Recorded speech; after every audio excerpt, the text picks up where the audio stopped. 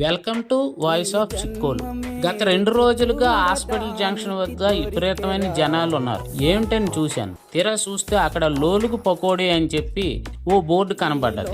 ఏంట్రా అయ్యా, శ్రీకాకుళంలో లోలుగు పకోడీ ఏంటని చెప్పి అలా బండి ఆపి అక్కడికి వెళ్ళాను. తీరా చూస్తే ఎక్కడో పొందూరులో లోలుగు పకోడీ అమ్ముతారు కదా, ఇక్కడే లోలుగు పకోడీ అని వాళ్ళకి అడగ్గా, లేదండి ఇక్కడ శ్రీకాకుళంలో బ్రాంచ్ పెట్టామని చెప్పి, సరే ఒక్కసారి టేస్ట్ చూద్దామని చెప్పి కొంచెం పకోడీని నాకు శాంపిల్ గా ఇమ్మని అడిగి, దానికి మనవాడు ఓ కొంచెం పకోడీ ఇస్తే తిని చూడగా టేస్ట్ చూశాను, చాలా బాగుంది. మరెందుకని చెప్పి నేను కూడా కొంచెం పకోడీని కట్టించుకున్నా ఇంట్లో తిందామని. తీరా చూస్తే ఇక్కడ ఒక్క లోలుగు పకోడీ కాదు, మెత్తన పకోడీ, సమోసా, అంతేకాకుండా అనేక రకమైన స్వీట్స్. ప్రత్యేకత ఏమిటంటే శనగ పలుకుల పకోడీ ఇక్కడ చాలా టేస్ట్ గా ఉంది.